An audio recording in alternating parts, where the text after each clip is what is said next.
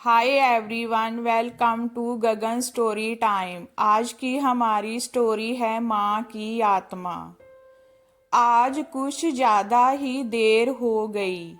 वैसे तो वो महिला हर रोज 8:30 बजे तक आ जाती है। आज 9:30 बजने को आए, फिर भी नहीं आई। बिना उसके आए दुकान बंद भी तो नहीं कर सकता। उसे वचन जो दिया है। क्या नाम था उसका? इतने दिनों में उसका नाम भी नहीं पूछा मैंने। ये सब बातें सुरेश के दिमाग में चल रही थी। कुछ दिनों पहले ही तो उसने ये डेयरी शुरू की थी। उसकी ये शॉप ज़्यादा बड़ी नहीं थी, जिसमें वो दूध और बाकी मिल्क प्रोडक्ट्स रखता था। उद्घाटन के दिन ही पहली ग्राहक बन एक महिला उसकी शॉप पर आई थी। उसकी गोद में एक छोटा सा लेकिन बहुत ही प्यारा बच्चा था। उसने एक दूध की बोतल ली और सुरेश से बोली, भैया अभी मेरे पास सिर्फ 10 रुपये है, बाकी के आपको कल दूं तो चलेगा? सुरेश ने एक बार उसकी तरफ देखा। गरीब थी बेचारी, गले में मंगलसूत्र नहीं, माथे पर सिंदूर नहीं। शायद पति मर गया होगा बेचारी का। सुरेश ने अंदाजा लगाया। पुरानी मैली साड़ी को कई जगह रफू किया हुआ था। माथे से पसीने की बूंदें बह रही थी। फिर उसकी नज़र उस मासूम बच्चे पर गई, जिसके चेहरे पर एक निष्पास हंसी थी और अभी अभी आए 2 दांत उस हंसी को 4 चांद लगा रहे थे। सुरेश ने उस महिला की तरफ देखा और बोला, कोई बात नहीं बहन, आप मुझे बाद में पैसे दे देना। बड़े समाधान के साथ महिला ने सुरेश की तरफ देखा और बोली, भैया मैं जरूर आपको कल पैसे दे दूंगी। यही पास में ही उस दूसरी गली में छोटा सा घर है, वहीं रहती हूँ मैं। सुरेश मुस्कुराते हुए बोला, कोई बात नहीं बहन, कल पैसे ना हो तो भी चलेगा, जब आपके पास होगे तब दे देना। फिर वह महिला वहाँ से चली गई। अगले दिन वह महिला पैसे लेकर डेयरी पर आई और पैसे सुरेश को देने लगी। सुरेश ने पैसे लेने से मना किया और बोला, नहीं बहन, मैं ये पैसे नहीं ले सकता, क्योंकि कल आपने मेरी बोनी की थी और कल मुझे 3,000 का फायदा हुआ। आप मेरे लिए बहुत लकी साबित हुई, इसलिए ये पैसे मैं नहीं ले सकता। सुरेश की कही इस बात से उस महिला को बहुत ज़्यादा खुशी हुई, क्योंकि इतने सालों बाद किसी ने पहली बार उसको लक्की कहा था। वरना पति की मौत के बाद तो उसके ससुराल वालों ने उसे पनौती कहकर घर से ही निकाल दिया था। भैया रात को कितने बजे तक आप जय शॉप खुली रखते हैं? महिला ने सुरेश से पूछा। 8 बजे बंद कर देता हूँ बहन, सुरेश ने कहा। सुरेश का जवाब सुनकर महिला का चेहरा उदास हो गया। सुरेश को जय समझते देर नहीं लगी। उसने पूछा, कोई समस्या है बहन? अपने बच्चे और अपना पेट पालने के लिए मैं 2 घरों में झाड़ू बर्तन का काम करती हूँ। जय सब काम करके रात को 8:30 बजे घर लौट पाती हूँ। तब तक जहां आसपास के सभी दुकान बंद हो जाती है और लाचारी से मुझे अपने बच्चे को भूखे पेट ही बहला फुसलाकर सुलाना पड़ता है। वह बोल नहीं सकता ना, उसी का फायदा उठाती हूँ। कहते हुए उस महिला का गला भर आया। महिला की बातें सुन सुरेश को बहुत बुरा लगा। फिर वह बोला, आप चिंता मत कीजिए बहन, बिना आपको दूध की बोतल दिए यह शॉप बंद नहीं होगी, लेकिन मेरी एक शर्त है। अपने आंसू पूछते हुए महिला ने सुरेश की ओर देखा और पूछा, क्या शर्त है? सुरेश बोला, आप मुझे दूध के पैसे नहीं देंगी।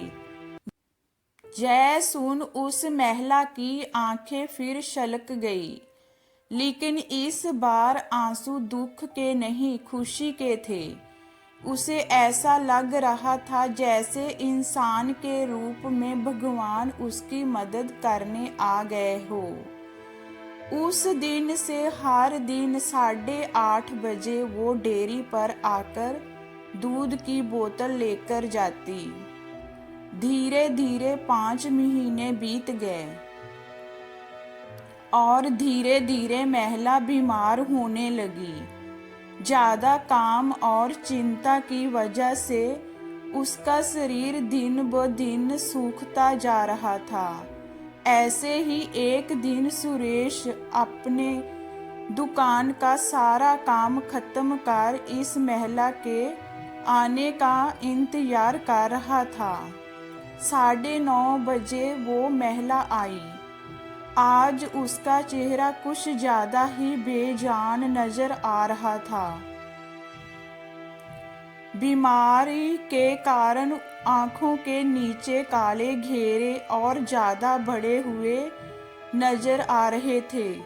सुरेश ने तुरंत फ्रिज खोलकर दूध की बोतल निकाल उसे दी।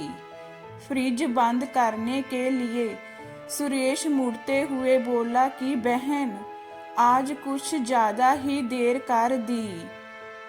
वो घुमा, तब तक वो महिला दूध की बोतल लेकर जा चुकी थी। उसने सोचा आज ज्यादा देर हो गई, इसीलिए वो जल्दी चली गई होगी।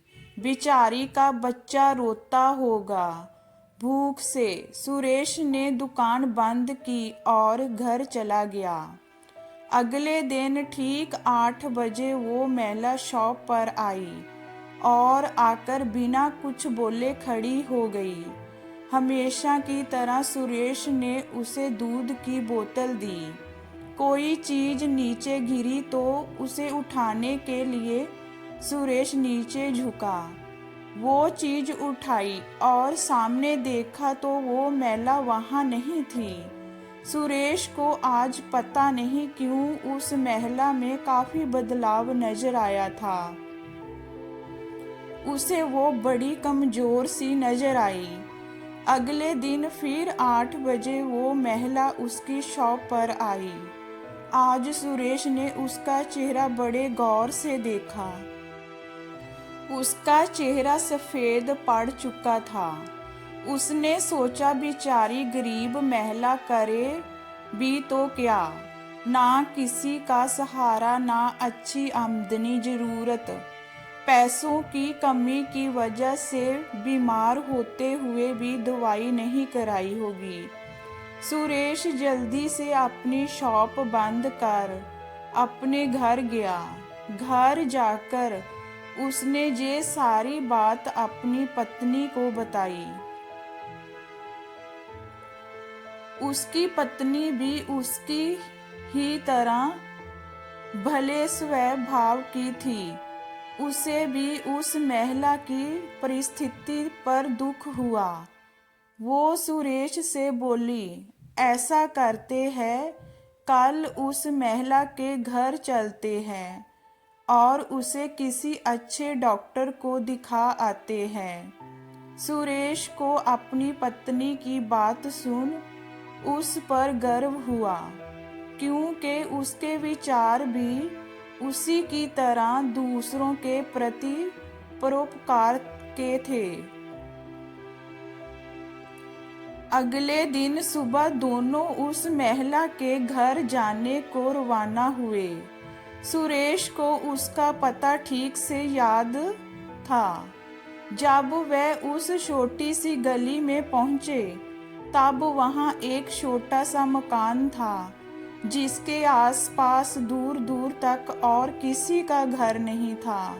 जैसे जैसे वह उस मकान की तरफ बढ़ते जा रहे थे, वहां एक बदबू तेज होती जा रही थी। दोनों उस मकान तक पहुंचे और दरवाजा खटखटाया ही था कि वो खुल गया और वो बदबू बढ़ गई। फिर भी दोनों अपने नाक पर कपड़ा रख उस अंधेरे मकान में घुसे, जहां बच्चे के खेलने की आवाज आ रही थी। सुरेश ने किसी तरह स्विच ढूंढकर मकान की लाइट जलाई और सामने जो दृश्य दोनों ने देखा, वह देखकर दोनों की आंखें फटी की फटी रह गई। उस कमरे में उस मासूम बच्चे की माँ मरी हुई पड़ी थी।